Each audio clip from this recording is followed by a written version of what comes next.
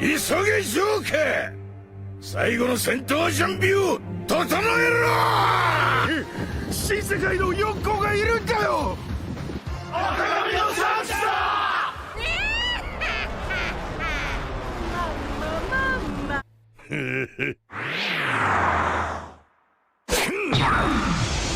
Yonkou, yang juga dikenal sebagai Empat Kaisar Laut, adalah salah satu kelompok paling kuat dan berpengaruh dalam dunia One Piece.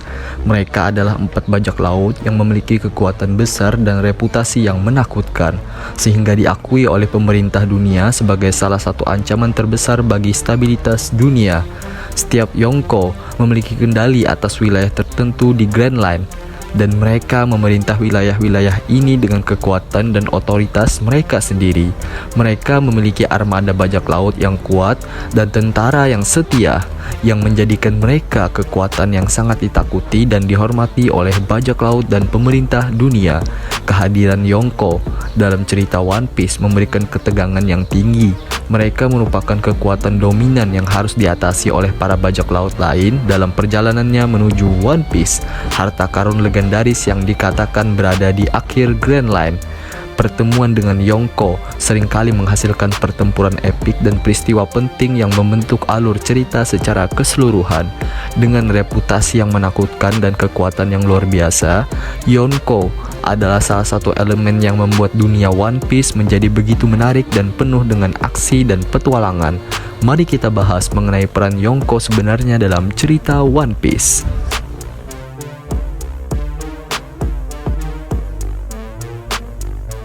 Pertama-tama, Yonkou memiliki kekuatan dan pengaruh yang luar biasa di dunia baru. Setiap Yonkou memiliki pasukan bajak laut yang kuat, yang masing-masing terdiri dari kapal-kapal perang besar dan anggota-anggota yang berbakat. Kekuatan mereka bahkan melebihi beberapa negara besar di dunia baru. Kehadiran mereka sendiri dapat menciptakan ketidakstabilan politik karena mereka mengendalikan sejumlah besar wilayah dan pulau-pulau penting. Selain itu, Yonkou juga memiliki hubungan yang rumit dengan pemerintahan dunia. Meskipun mereka adalah bajak laut dan melanggar hukum, kemungkinan mereka memiliki perjanjian gencatan senjata dengan pemerintahan dunia yang memberikan mereka kebebasan relatif dalam menjalankan operasi mereka. Namun, hubungan mereka dengan pemerintahan dunia tidak stabil, dan konflik antara Yonkou dan pemerintahan dunia seringkali terjadi. Hal ini mencerminkan pentingnya peran Yonkou dalam menjaga keseimbangan kekuatan di dunia baru. Salah satu peran utama Yonkou adalah menjaga keseimbangan di dunia baru. Dengan adanya Yonkou, para bajak laut kroco tidak akan mudah untuk berkuasa semena-mena mereka, dan kestabilan di dunia baru akan tetap terjaga. Tetapi jika siapapun yang akan berhasil menggulingkan salah satu Yonkou akan mengambil alih wilayah dan kekuatan mereka. Pertempuran antara Yonkou juga dapat berdampak pada kehidupan penduduk di pulau-pulau yang terlibat. Pada saat yang sama, keberadaan Yonkou sebagai kekuatan yang setara membantu mencegah salah satu dari mereka mendominasi dunia baru secara mutlak yang dapat mengancam stabilitas dunia. Selain itu, beberapa Yonkou terdahulu juga memiliki ambisi besar yang mencakup dunia luar mereka sendiri. Misalnya, Big Mom dan Kaido memiliki rencana untuk menguasai dunia baru dan mengubahnya sesuai dengan kehendak mereka. Kehadiran Yonkou ini menjadi tantangan bagi tokoh utama dalam cerita Monkey D. Luffy dan kelompok bajak laut topi jerami yang berjuang melawan para Yonkou untuk mencapai tujuan mereka. Pertempuran melawan Yonkou seringkali menjadi sorotan utama dalam alur cerita One Piece dan menunjukkan betapa kuatnya dan pentingnya peran mereka dalam menjaga dunia baru. Selain peran mereka dalam menjaga keseimbangan kekuatan di dunia baru, Yonkou juga memiliki pengaruh yang luas terhadap kehidupan penduduk di pulau-pulau yang mereka kuasai. Meskipun mereka dikenal sebagai bajak laut yang kejam dan ganas, beberapa Yonkou memiliki kebijakan atau aturan tertentu di wilayah mereka yang memberikan perlindungan kepada penduduk setempat. Sebagai contoh, Big Mom memiliki negara pulau bernama Whole Cake Island, di mana penduduknya adalah beragam jenis ras dan makhluk seperti manusia, hewan, dan bahkan benda mati yang hidup.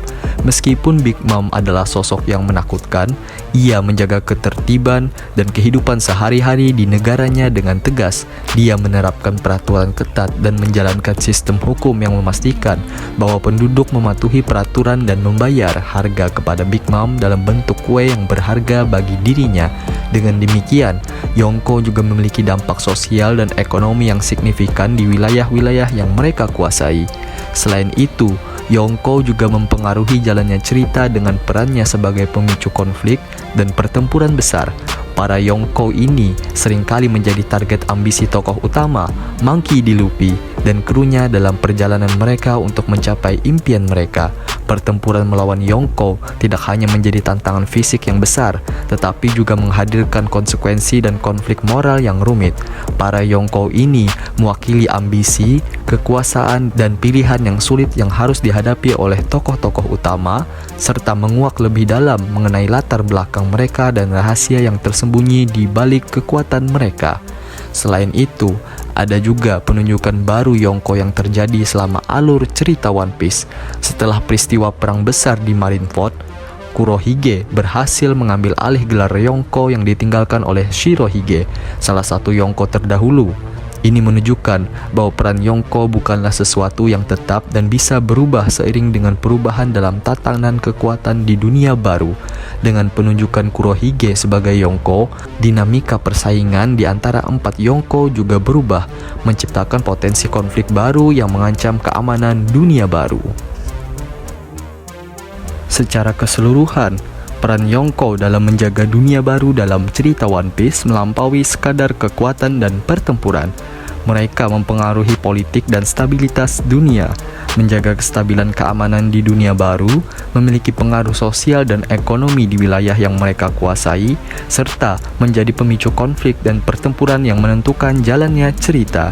Melalui peran dan aksi mereka, Yonko menciptakan dunia yang penuh tantangan bagi tokoh-tokoh utama One Piece, sambil memberikan pemahaman yang lebih dalam tentang kompleksitas dan latar belakang karakter-karakter tersebut.